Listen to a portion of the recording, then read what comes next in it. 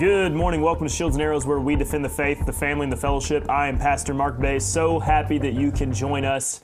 And the reason why I'm happy is because if you've clicked on this, you're at least curious about theology, ministry, the Word of God, and events that are going on in the world today. So the fact that you have some investment in these matters and that you care about what the future has in store. What are we going to hand down to the next generation? Are we going to maintain a principle that the Word of God matters and that we need to pass that knowledge on, and we need to strive in our own time to be diligent students of it in order to better understand what God has actually revealed to us, because we believe it matters?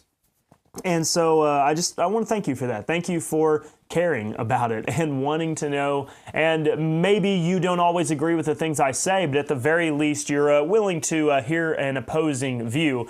When it comes to theology, there's a lot of opinions out there. And so I hope that you can at least consider some of the matters that we discuss. I truly do think that we bring up some important matters here on this show, and we address some important principles of the Bible that a lot of Christians overlook. The terms that you may hear me say, like right division and mid-acts dispensationalism, it's not something that I went out and sought to find or grew up with. I did not want to abandon and leave behind some of the principles that I had been brought up with and taught all my life. I did not want to go out and reject the idea that the books of 1st and 2nd Peter are not for me, or the books of 1st, 2nd, 3rd John are not to be applied to my life. I was somebody that wanted to take the traditional standard view that every single book of the Bible is about us. The Sermon on the Mount's about us. Acts chapter 2 was the foundation of the church. Those are things that I was taught by many over the years, and I didn't want to just reject those things and leave those behind. It was something that I really came to at a point when I realized that the church as it stands today, Christianity as it stands today, has a lot of theology problems, and we've got to address it, and the solution is rightly dividing the word of truth.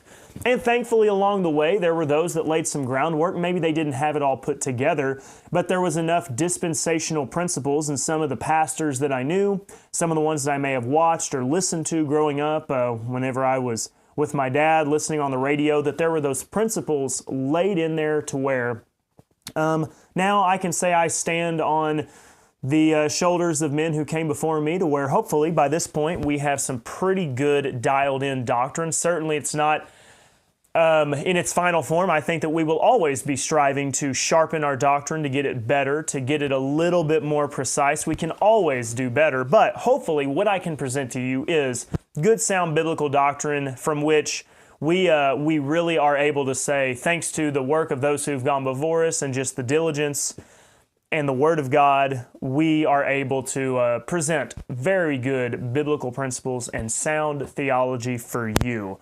So that is always and ever the goal of what we're trying to achieve here at Mark Baze Ministries and on this daily show of Shields and Arrows. So with that, let me check in on our group here with us this morning. Great to have all of you on. I appreciate each and every one of you taking the time to join us. And now, let's see here. A few things that I want to talk about for you today.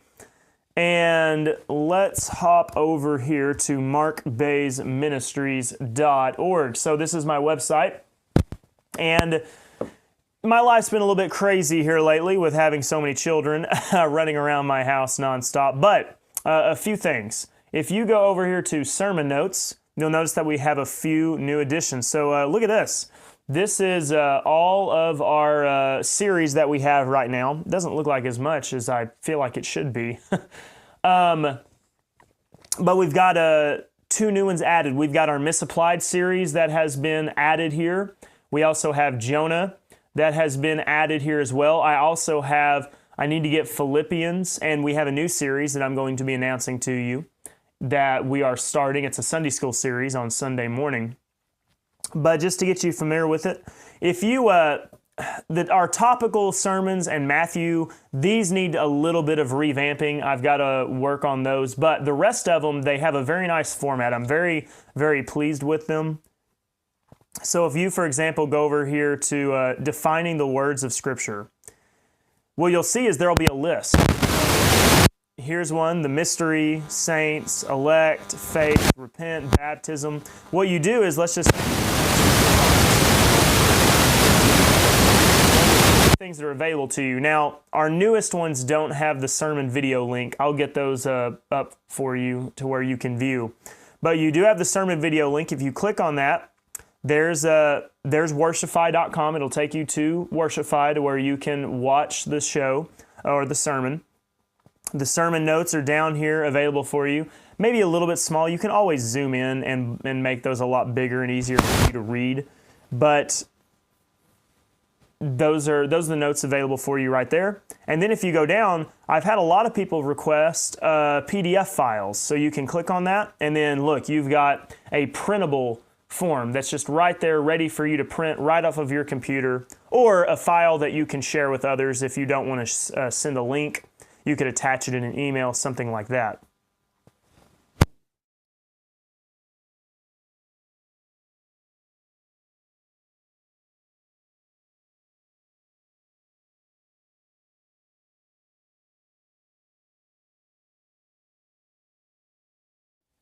Now, if you go down to our newest one, so here is Misapplied. We have 4 of these up now. Or actually, I think 5 of these. Yes, 5. I've got to get the 6th one up. I don't have it uploaded for you yet. But if you click on that, so it's very similar format. Here is the Book of Life. I don't have the sermon video link up there for you yet, but I do believe I have, the sermon note PDF. So once again, you can click on that, and then here's your PDF file for the Book of Life. So I'm going to get all that updated for you to be able to access right there. Now, another thing I'm excited about, if you go over to our YouTube channel, let me go over there really quickly. And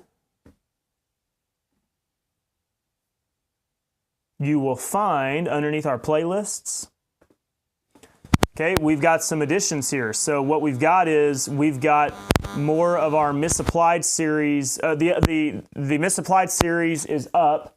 We do need to get our Sunday one up, but we have Philippians now, verse by verse. Our 4 sessions on Philippians uploaded, and we have Jonah.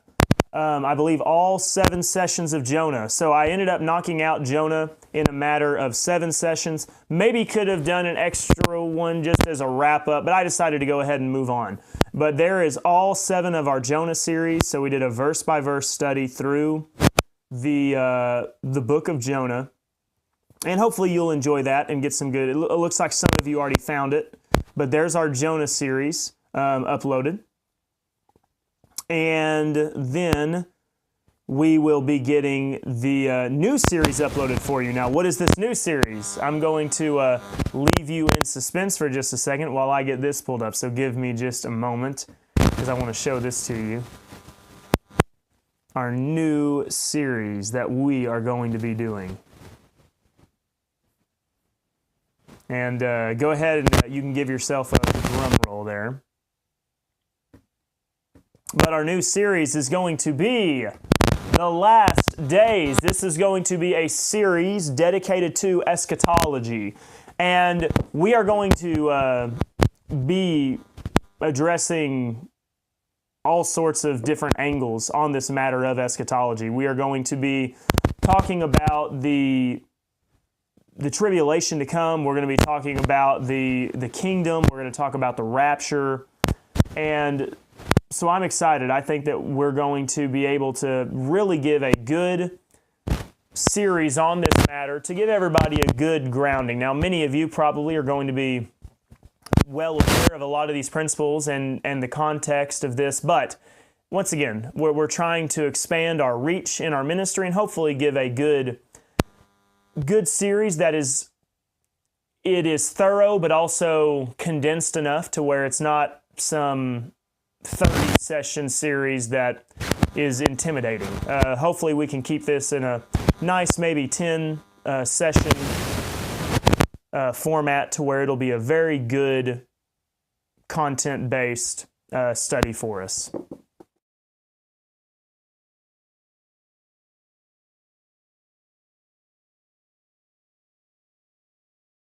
All right, now, with that, I want to speak to this matter of the last days just a little bit. So there was a lot of crackling from the mic. Okay, sorry, I was trying to keep an eye on that. We'll see if we're going to continue to have any issues. I've been trying to make sure that our mic is running well, so I'll monitor the sound there. Just be sure to let me know if you continue to have any issues. But our very first session on the last days was this matter of an introduction to eschatology. And that was the focus of session number 1. We wanted to give you the very, very just simple first, introduction to eschatology. And it's a word that sometimes it may sound intimidating. There's a number of those ology words that some preachers may use or that you may read in a book, or theology professors may like to use. Eschatology is one of those. And so we're in our first series, we're going to have it uploaded for you pretty soon. It's my Sunday school class. So these sessions are somewhere around 40 minutes or so of content for you. And it is very much the baseline. But one of the fascinating things to me that we talk about in this first session on eschatology is secular culture, popular culture, society. They seem to actually be more interested and have more of a finger on the pulse of the end times than many people in the church do. Think about some of the biggest Hollywood movies, and you're going to see that. It's kind of what we touch on in our first series, our first session. But there is a focus, a fascination with end times events. However, when it comes to Christianity, there is a large vacuum in the department of eschatology and the study of the last days. And in our first session, we jump into some of the reasons for that. But the title of today's show, if you've read it, Christianity needs to stop running from eschatology. And I see that we still have some crackling and some static. I do apologize for that. I don't know if we have. I'm looking at my microphone. I tried to make some adjustments there to make sure that we don't have any issues with our microphone. Nothing plugged in that would be causing any issues like that. But I will be sure to try to make sure our audio quality is good, okay? So I'm going to try really hard to make sure that everything runs as it should. So we'll see, okay? Hopefully it's not too bad. So I'm keeping an eye on everything. I'm giving you a few quiet moments. It seems like everything seems all as well right now. Okay, we'll see. All right, we'll see. I'll hopefully be able to keep the mic from giving us too much trouble. Okay. All Mondays, you know what I mean? The equipment there, they think it's supposed to be some kind of extended weekend or something. I don't know. They got to get on board and work with me here. And so with that, the matter though of church avoiding eschatology, it really is a big problem. And they have made such a great effort to avoid controversy. We've talked about this before. Think about the non-denominational churches. Think about the life churches of the world, or whichever popular modern contemporary churches that you think of. Eschatology is not really a big focus for them. And that is really the rule for the vast majority of churches. There are some preachers out there. David Jeremiah, he's one of those that I wish that we could get him on board with right division and understanding it. but he does have a dispensational view, so he has a decent understanding of the importance of eschatology. He's one, but he's kind of an outlier in that, somebody who has a large church, a big ministry that focuses on eschatology. And if you consider some other pastors, I guess John MacArthur is going to have an opinion on eschatology, but he's not a right divider, so he's going to really mess it up. But for the most part, when you consider the vast majority of churches, ministries, eschatology is not a focus. It is not a priority. And it really is a big problem, because eschatology really is the the focal point of understanding what God is doing today.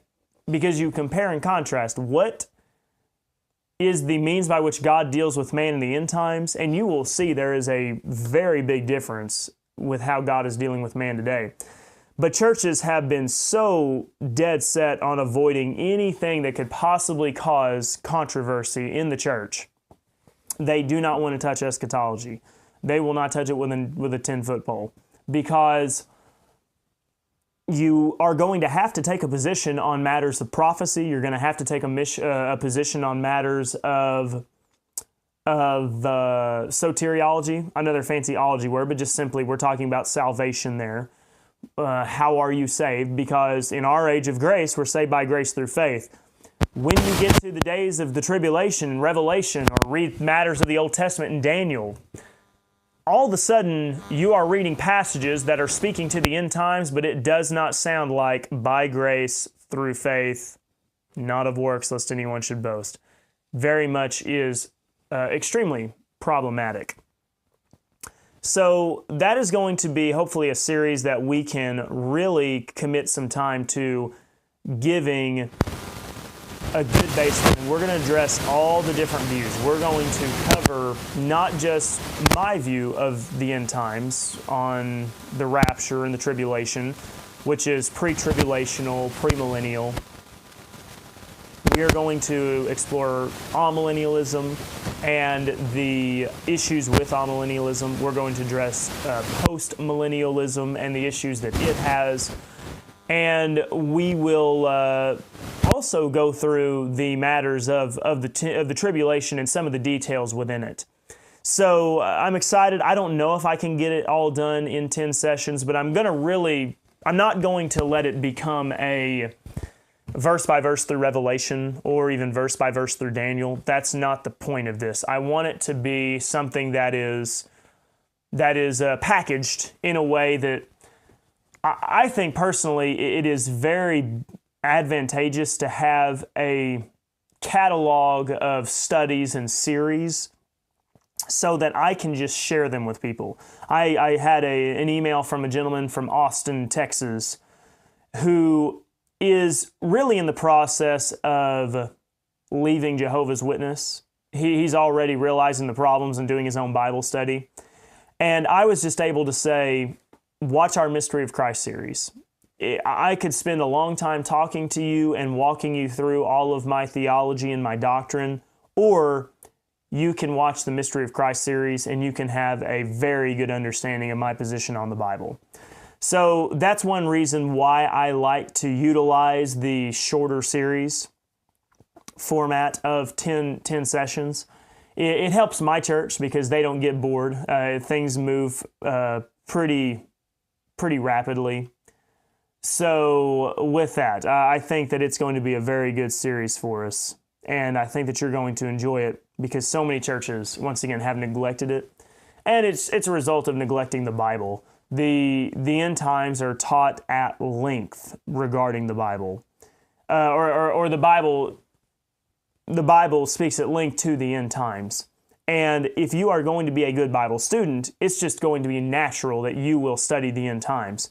However, many churches have avoided the end times because it is considered too controversial. Guess what that means? They're neglecting Bible study, and that is just so problematic. It really is.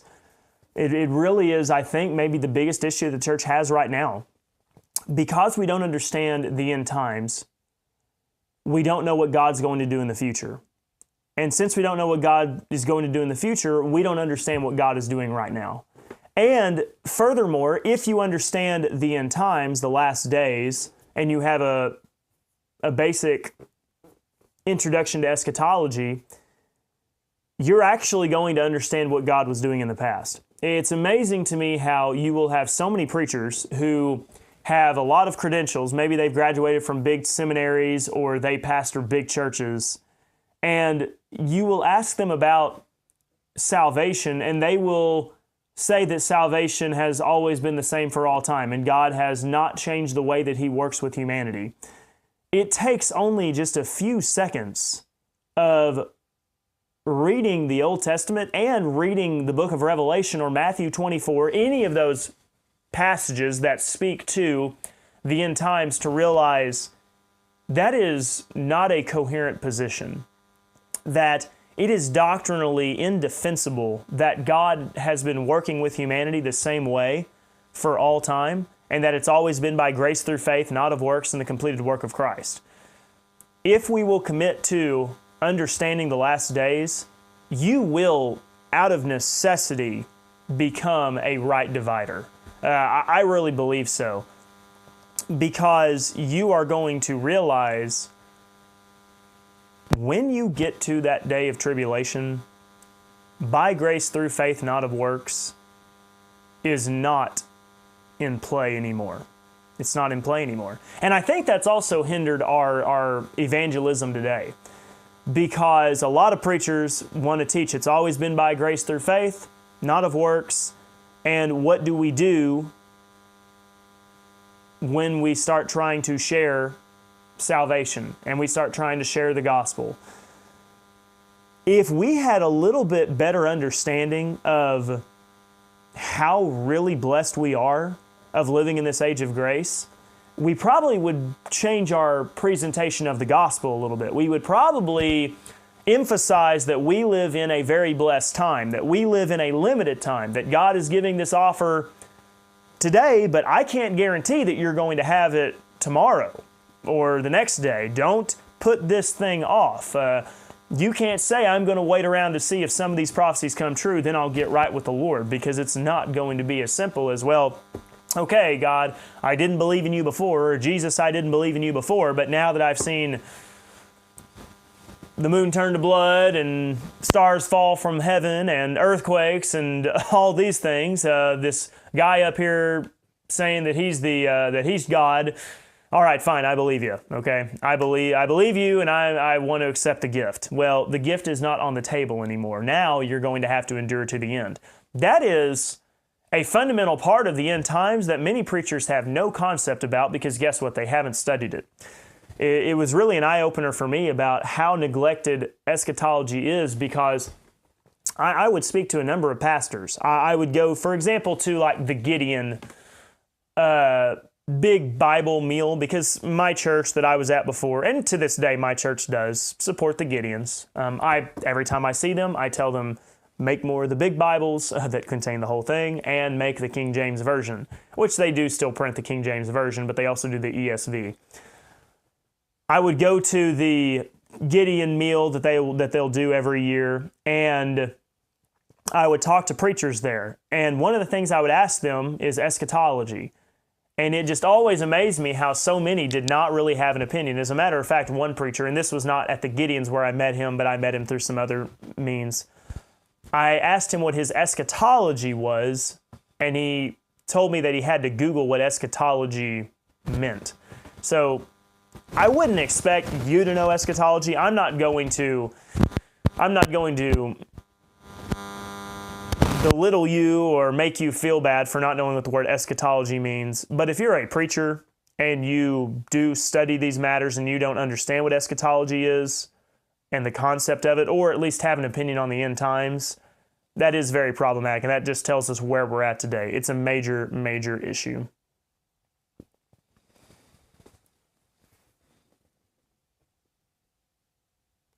All right.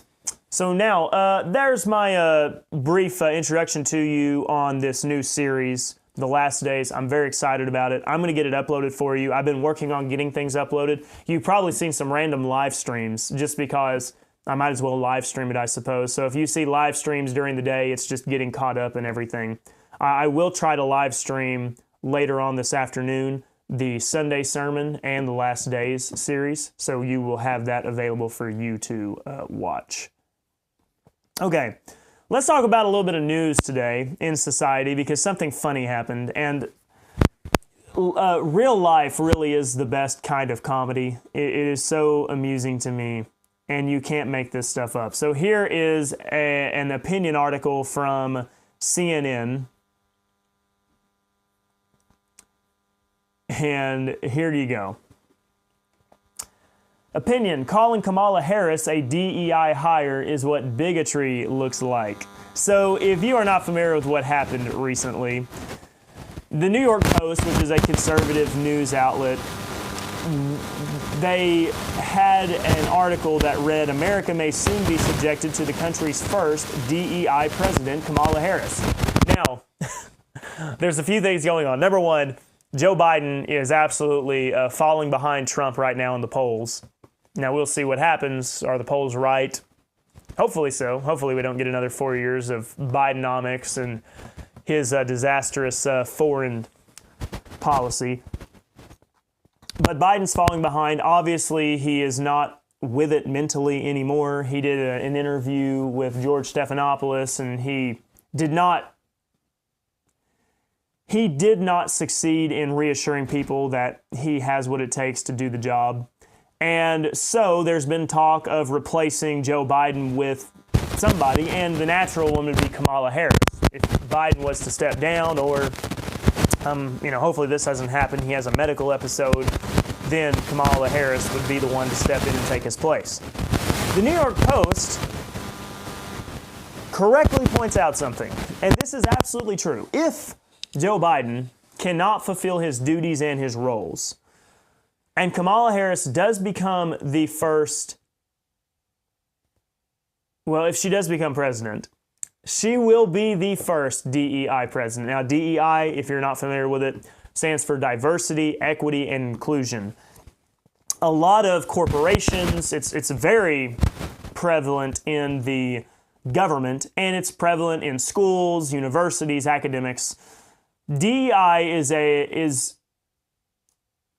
an initiative that says we want more diversity, equity, and inclusion in our institutions, our businesses, you name it.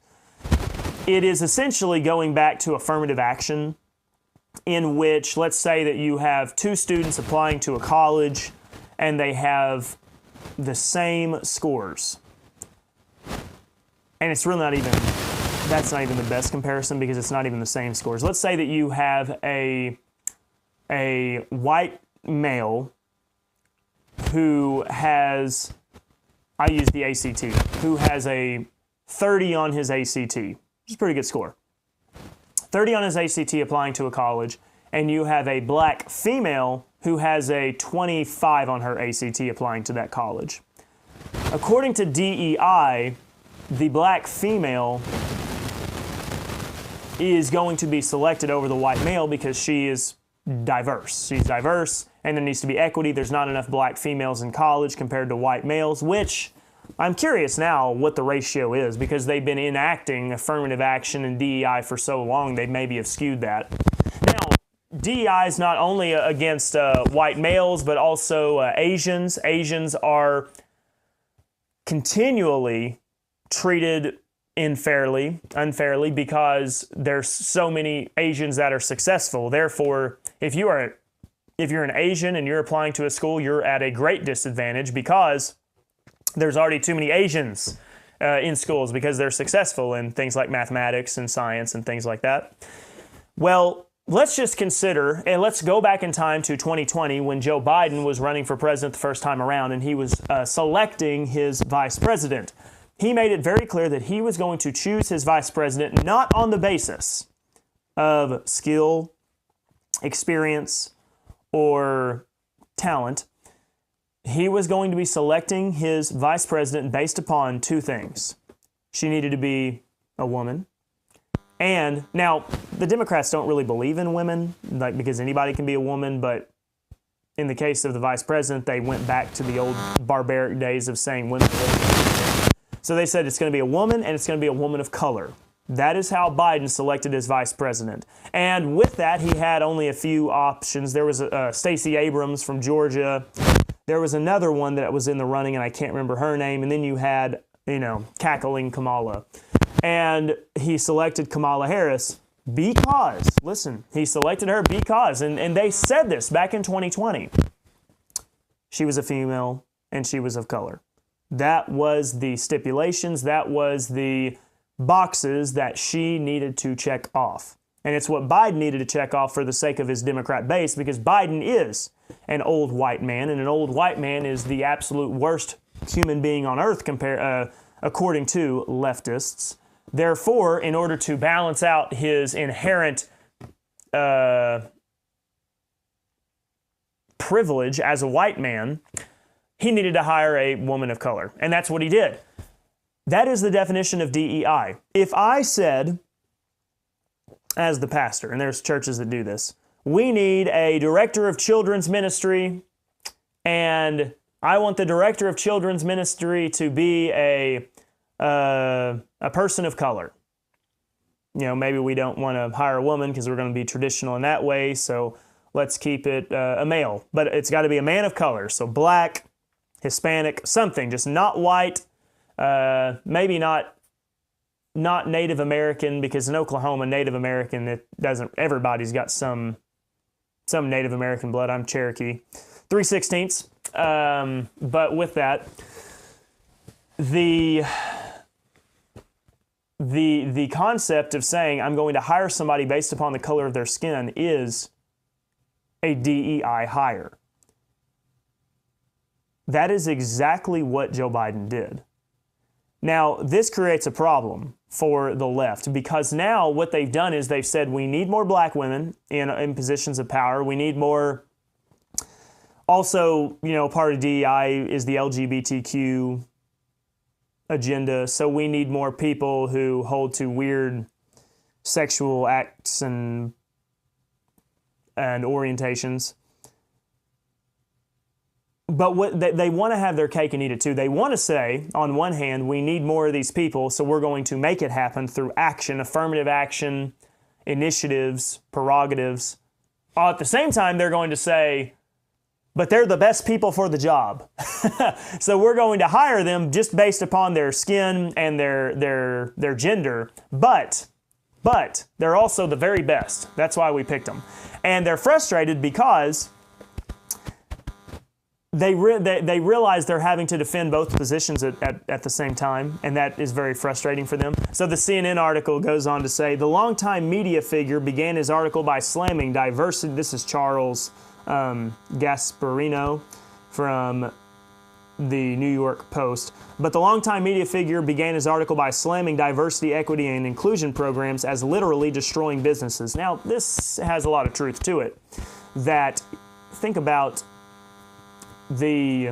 for example, let's just consider medical schools. Medical schools have made such an initiative to promote diversity that they have lowered standards. How do you feel about that going into your doctor's office? But the same can be true for businesses as well. Gasparino then took aim at the vice president, writing that the American public may soon be subjected to DEI writ large in the next president of the United States if Kamala Harris finds her way to the top of the Democratic ticket. His suggestion that Harris only got to where she is because of her diversity programs, not because she earned it, is despicable. It reeks of the white supremacist myth that people of color are inherently inferior to white people, and therefore we achieve success in positions of influence not on the merits, but only by the help of diversity program. This is so funny because that is the entire basis of DEI. It is a soft racism. That's what it is. We have these self-righteous, white, college-educated liberals saying that people of color cannot make it on their own, that they can't be expected to score as well on their ACTs as people of, whether you're white or Jewish or Asian. Therefore, we need to lower the standards for them so that they can get hired or get selected for these various positions or schools and academic programs, you name it. That is the entire premise of DEI. That people of other races are not capable of achieving the same as what the successful races are, whether it's white, Jewish, Asian. That's kind of what it's limited towards. Indian to a degree, right? There's some Indians that are very successful. Now, with that, they want to have their cake and eat it too. They want to say that we need affirmative action because these other groups are not as successful as others, so we need equity and inclusion. But then they want to say, but they earned it. That black female that got selected into Harvard, even though her scores weren't as good as the Asian kid or the white boy, she got in all because she earned it. She absolutely earned it. That was all by her own merit. When in reality, they had already put in place the rules that said, no, she gets in even though her scores, her grades are just not as good. Her application wouldn't have been better than the other two. This is the problem of it is impossible to have equality and equity. Equality and equity are not the same thing. They are not. They are mutually exclusive. Now, let's just say, in theory, we have a group of people who have the same work ethic, the same drive, the same determination, the same values. Given equal opportunity, could they potentially achieve equity as far as their success and wealth and prosperity? Yes, but it's not due to action, it's due to the individual. It's not due to initiatives, it's not due to programs, it's not due to government orders, it is due to the labor of the individual. Here's another fact that people often overlook. When I went to junior college in a scholars program, and we had a kid who had a very high score on an ACT, very high, something like a 34, which is very, very good. 34 can get you into a lot of big universities. He did not make it through his first semester of college. It's not because he wasn't smart enough, not because he lacked the skills, he lacked the work ethic. Because he lived next to me in my dorm, and when I would walk by his dorm, you could often smell a certain fragrance in the air, which meant that he was probably doing other things when he should have been going to bed and getting ready for his classes the next day and studying for exams and things like that. Skill and talent and knowledge also does not mean that you're going to have equity. There was an equal opportunity for all of us. We all had the same opportunity to go to the classes and to learn and to succeed, but it's the implementation of it. It comes down to the individual. As long as there is initiatives in government, in schools, in corporations, businesses for equity, you're never going to have equality. You are never going to have it. We are not treating people equal. There are a lot of Asian students today who should receive a letter of apology by many big universities because they weren't allowed in because they were Asian. There's a lot of people today who were allowed to go to schools or to get jobs purely because of the color of their skin and their ethnicity, and they weren't actually the best people for the job. And that is as simple as this. We want to pretend like we live in a world in which we are beyond the prejudice of previous ages. The truth is that prejudice still exists. It absolutely still exists. As funny as it sounds, the party of the Jim Crow laws of the Democrats back in the day, that low expectations, really the idea of segregation still exists to this day within the Democratic Party. And it's because they believe that other ethnicities are simply not capable of succeeding. What's amazing to me, if you consider the diversity, equity, inclusion, saying people of color need to have lower standards so they can get into these jobs or these programs. If you consider people of color from other places, For example, I believe it's Nicaragua. Nicaragua has some of the most successful people in the areas of engineering and architecture. When I was in junior college, also, there was a group of men from Nicaragua, and they, obviously, being African American, very, very dark complected, absolutely people of color, and they were brilliant.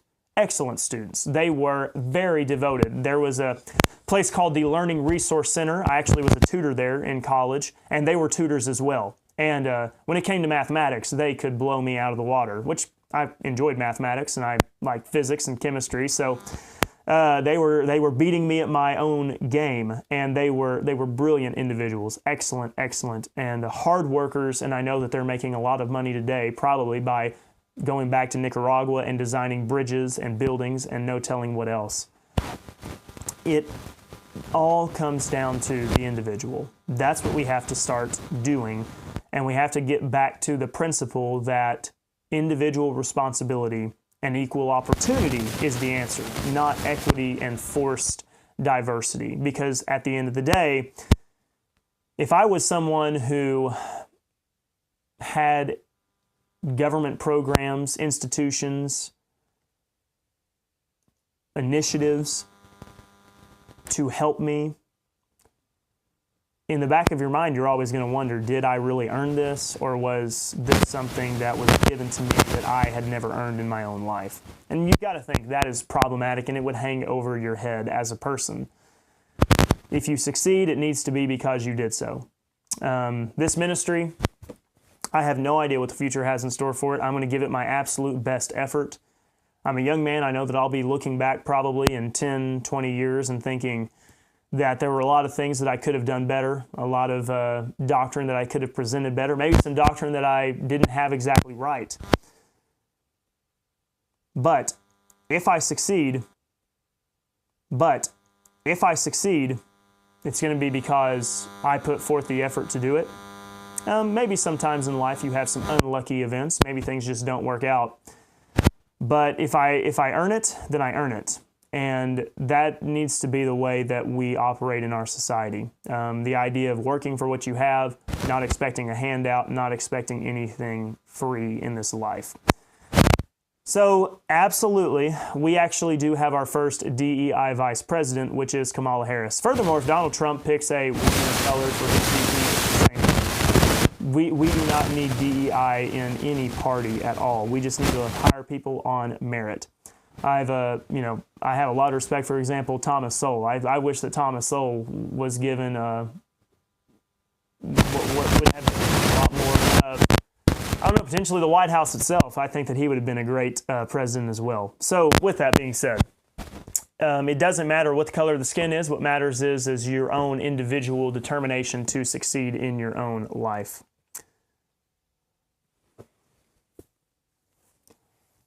All right, so with that, let me get into some of the comments today and say hi to some of you on this Monday. And if you want to discuss some matters, if you have any questions, if you want to get into some political commentary today, by all means, let me know. Feel free to post something and we can discuss it. But we have Nancy on today. Nancy, great to have you.